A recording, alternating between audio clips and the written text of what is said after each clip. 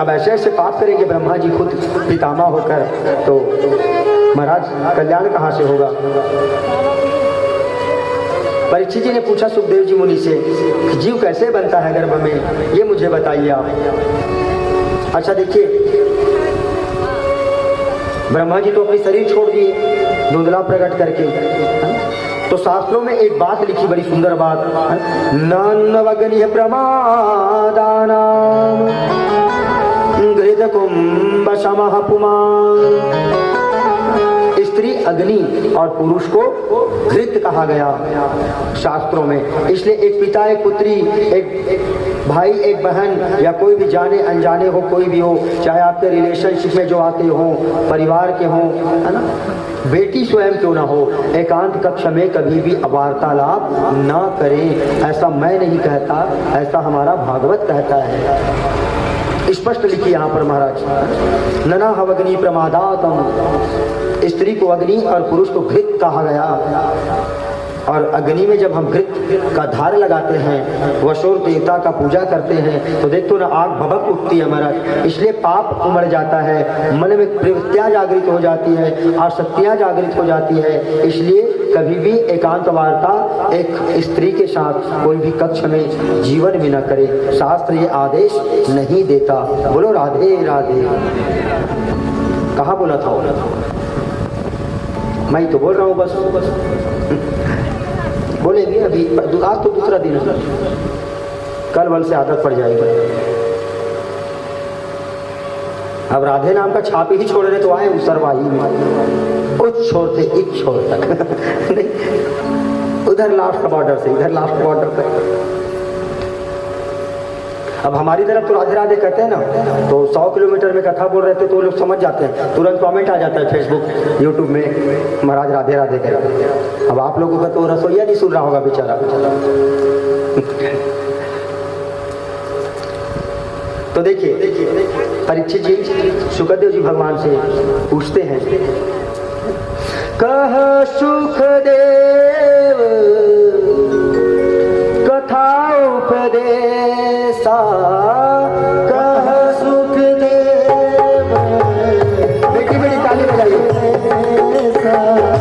सावधान हो सुनहु नरेशा, सावधान हो सुनहु नरेशा, कहूँ कथा सुन नर सुख देनी, कहूँ कथा सुन नर सुख देनी, अगहरनी कुंडल सैनी, अगहरनी कुंडल सैनी। वैकुंठ के लिए आपके लिए सीढ़ी तैयार कर देगी महाराज। ऐसी पावन भगवान मेरे ठाकुर कन्हैया की पावन चरित्र चल रही है। तो देखिए जीव कैसे बनता है गर्भ में माता के, इसके बारे में सुखदेव जी भगवान राजा परीक्षित को गंगा तट पर आसीन होकर श्रवण करा रहे महाराज। एक दिन में ऋतुकाल के बाद स्त्री पुरुष का मिलन होता है, और एक दिन में वो गर्भ के भीतर खौलता है। जैसे पानी में जब उबाल आए तो बुदबुदा उत्पन्न होता है ना खौलाव से, उसी तरह माता के गर्भ में रज और वीर्य खौलने लगता है महाराज। और 5 दिन में पानी के बुदबुदे के समान आकार का निर्माण हो जाता है, 10 दिनों में बेर के समान कठोर बन जाता है, और 15 दिनों में मांस और पिंड बनना प्रारंभ हो जाता है, और 1 माह में हाथ और पैर निकलने लगते हैं, और 2 माह में उंगलियों का निर्माण होना प्रारंभ हो जाता है, 3 माह में त्वचाओं का निर्माण हो जाता है, 4th माह में संपूर्ण शरीर का निर्माण हो जाता है, और 6वें माह में सिर नीचे और पैर ऊपर उस बालक के माता के गर्भ में हो जाता है, और 7 महीने में 100 पूर्व जन्मों की याद स्मृति हमें रहती है। 7 महीने के जब हम आप सब माता के गर्भ में थे ना, तो पिछले 100 जन्म में कौन कौन सी योनियां हमें प्राप्त हुई, क्या क्या खोया, क्या क्या पाया, ये सब हमें स्मृति हो जाती है। जब हम आप सब माता के गर्भ में थे, तब प्रार्थना किए भगवान से फिर कि हे प्रभु, इस नरक से बड़ा तो कोई संसार में नरक नहीं, इस नरक से मुझे बाहर निकाल दे, या तो अपने पास बुला ले कन्हैया, इस गर्भ में हमें बहुत तकलीफ है। अरे भैया, विष्ठा के कीड़े काटते हैं बालक को, माता को लगता है कि मेरा बेटा क्रीड़ा कर रहा है गर्भ के भीतर, खेल रहा है बच्चा। माताएं बोलती है ना, विष्ठा के कीड़े काटते हैं उसको, मलमूत्र के गड्ढे में पड़ा रहता है वो बालक।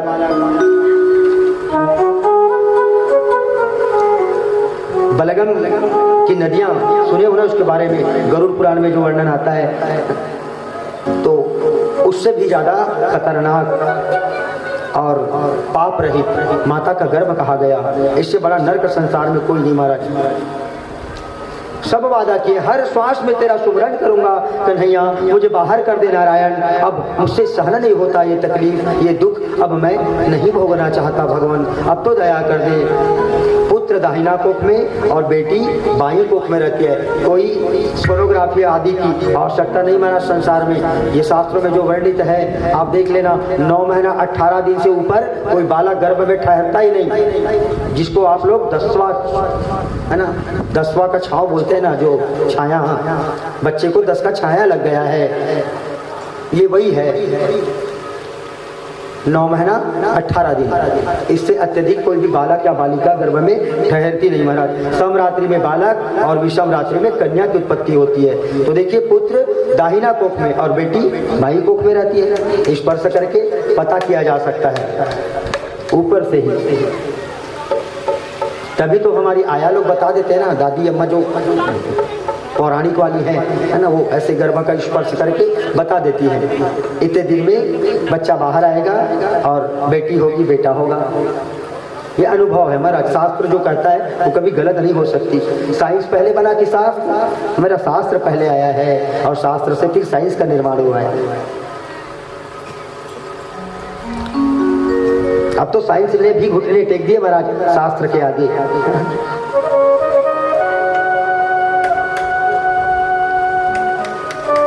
तो आज इस तरह से संसार में हमारा जन्म हो जाता है। आज ब्रह्मा जी के दोनों भुजाओं से एक पुरुष और एक कन्या की उत्पत्ति होती है। स्वयंभू मनु और शतरूपा।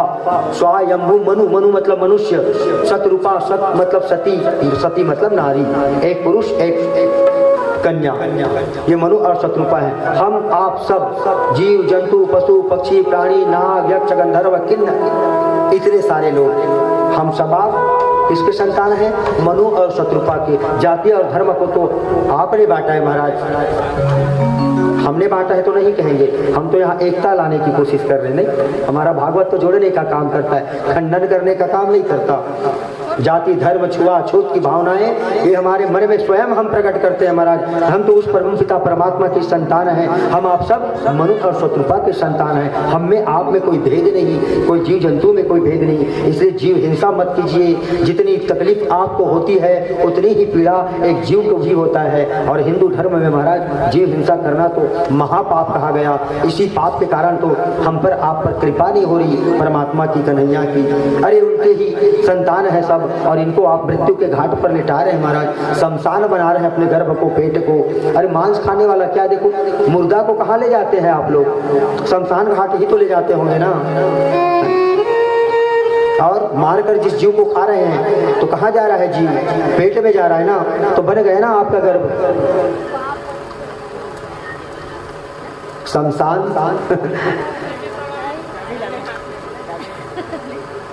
तो देखिए, मनु शत्रुपा से 5 संतानें हुई, 2 पुत्र और 3 कन्याएं। पुत्र प्रियव्रत उत्तानपाद और कन्या आकुति देहूति और प्रसूति। इनका विवाह, आकुति जी का विवाह रुचि प्रजापति से, देहूति जी का कर्दम ऋषि से और प्रसूति जी का विवाह दक्ष प्रजापति से हुआ। देहूति के पति कर्दम जी तप करने चले गए महाराज। किसकी तपस्या कर रहे हैं? तो भगवान नारायण की तपस्या कर रहे हैं। सरस्वत्या तपस्तेष्म सहस्त्रनाम समदस। 10,000 साल तक तपस्या की महाराज सरस्वती के तट पर आसीन होकर के। आज तक पूरी हुई, नारायण भगवान प्रसन्न हो गए चतुर्भुजी रूप में, शंख चक्र गदा लेकर। सशंख चक्रम सकरीट कुंडलम सपीतवा वदनम शरुषेरुहे क्षणम सहारवक्ष स्थलकौस्तुभ श्रियम नमामि विष्णुं शिरसा चतुर्भुजम। चतुर्भुजी रूप में शंख चक्र गदा पद्म लेकर भगवान सुंदर वन की माला से सुशोभित होकर के प्रकट हो गए। बोले बेटा करदम, ए बेटा करदम, नेत्र तो खोल रे, जिसकी तुझी कामना थी वो पूरी हो गई। मैं प्रसन्न हूँ बेटा तेरी इस तपस्या से, मांग ले क्या चाहता है। क्या बोले? भगवान के कानों की कुंडल इतनी सुंदर सुशोभित हो रही महाराज। कानन में कुंडल छवि छाजे, उर्मुक्तन के माल विराजे, मुख आभा कछु कहीं नहीं जाए, कोटि भानु प्रगटे रघुराई।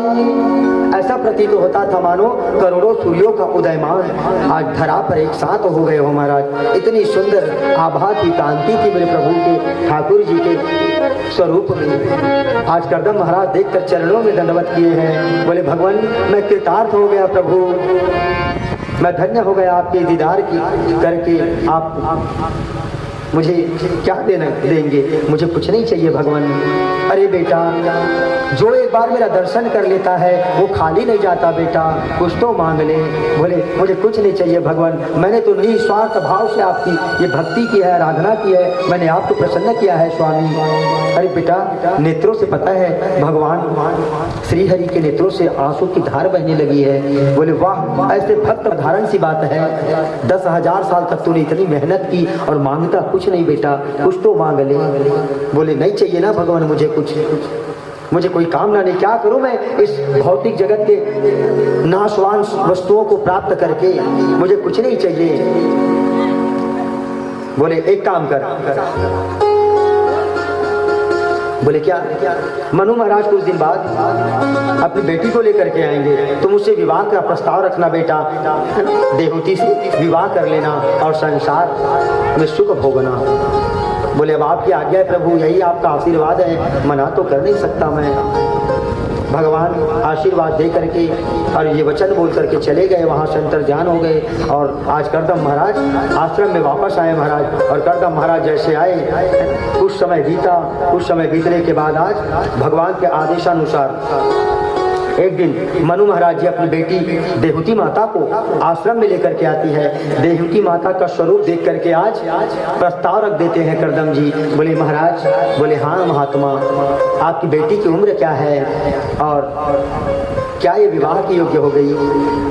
आज मनु महाराज समझ गए कि मेरी बेटी का वर्ण करना चाहते हैं करदम जी। बोले विवाह करना चाहते हैं महात्मा मेरी बेटी से? बोले हाँ, भगवान का आदेश है, भगवान श्री हरि ने मुझे कहा कि मैं आपकी बेटी से विवाह कर लूं, तो आपसे मैं विवाह का प्रस्ताव रख रहा हूँ आपके समक्ष। बोले आप जैसे महात्मा के सानिध्य में मेरी बेटी रहेगी, ये तो धन्य हो गया मेरा कुल और मेरा परिवार कृतार्थ हो गया है। ठीक, तो विधि विधान से विवाह कर लेंगे महाराज। तो आइए विवाह की तैयारी किए। गावहि सुंदर मंगल गीता,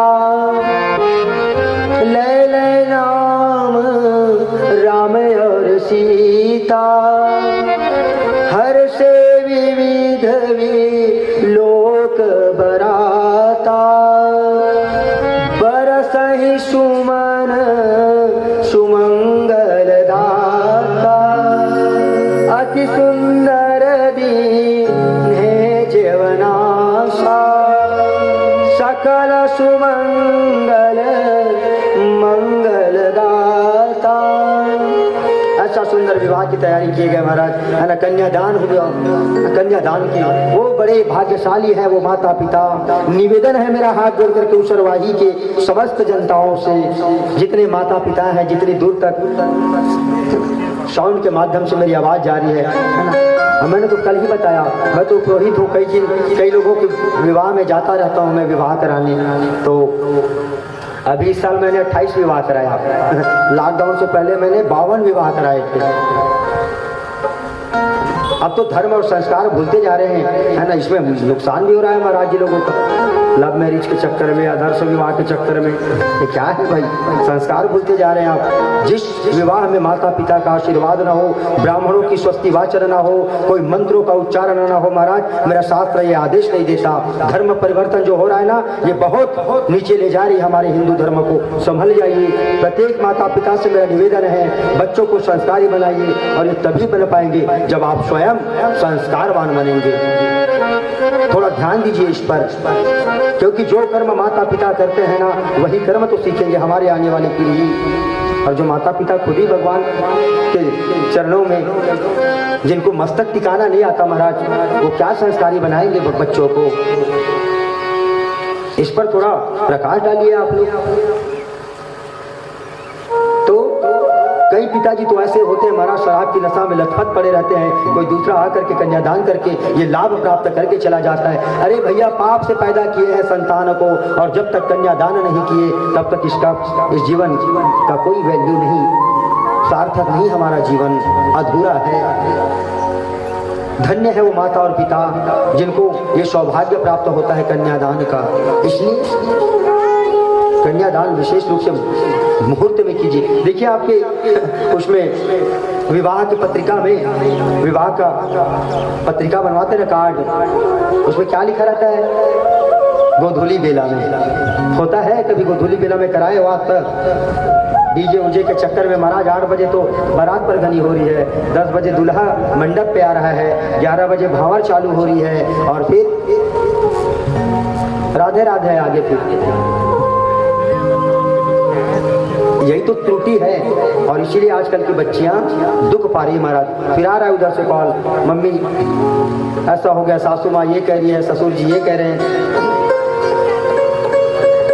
यह कन्या रूपी रत्न तुम्हें मैं आज समर्पित करता हूँ, निज हृदय का प्यारा टुकड़ा मैं आज अर्पित करता हूँ। मनु महाराज कह रही हैं अपनी पत्नी के साथ कन्यादान करते हुए, कितना सुंदर आशीर्वाद दे रहे महाराज। माँ की ममता का सागर है ये मेरी आँखों का तारा है, कैसे बतलाऊं मैं तुझको किस लाडों से मैंने पाला है, मैं जान न पाया आज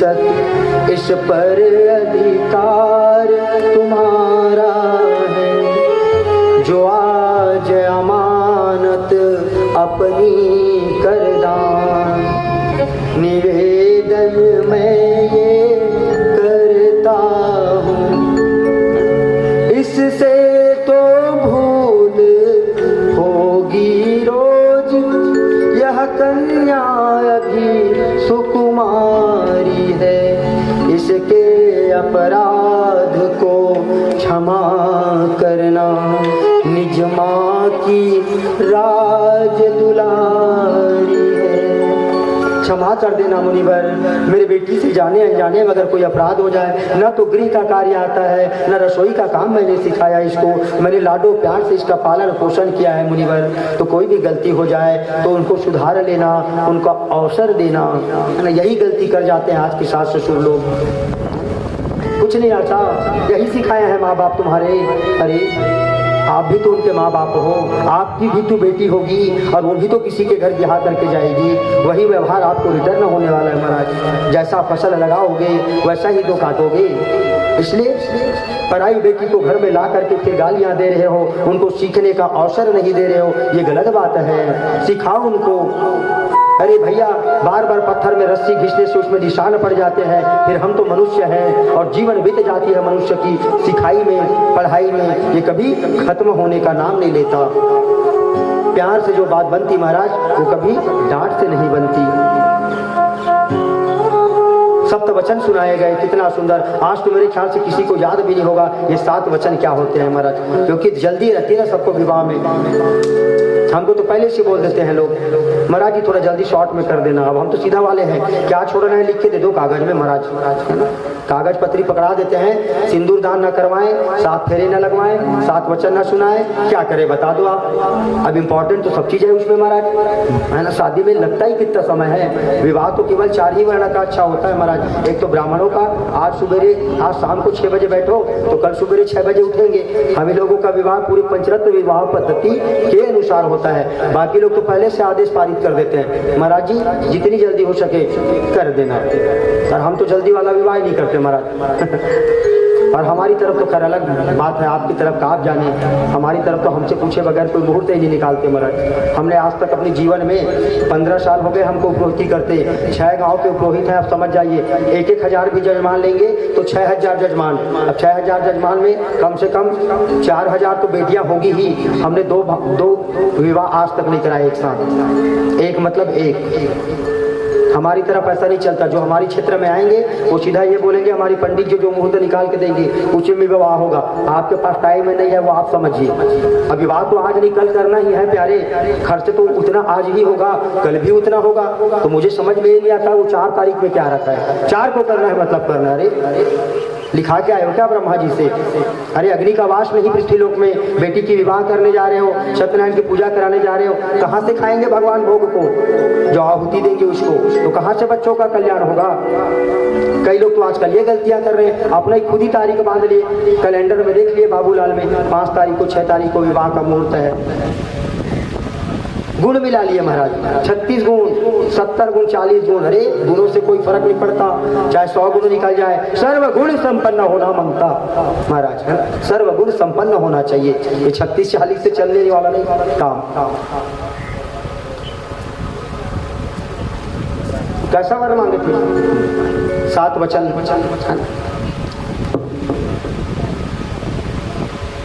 वधू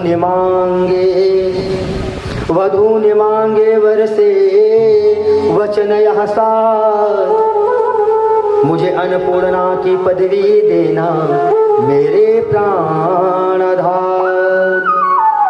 भोजनशाला का प्रबंध सब रखना मेरे हाथ, और सुख दुख में सहचरी बनाकर लेना मेरी राय। देते ना पंडित जी लोग 7 वचन सुनाते ना, तीर्थव्रतो उद्यापनम और यज्ञदानमयाश त्वम यदि कांतम कुरया वयांगयामि तदा त्वद्यं जगाद कन्या वचनम प्रथम कुमारी। और सुनिए 11 हो जाते हैं तब जब एक और एक मिल जाए, मेरी देख रेख में रखना सारा धन संपदा गाय। सारे आय और व्यय,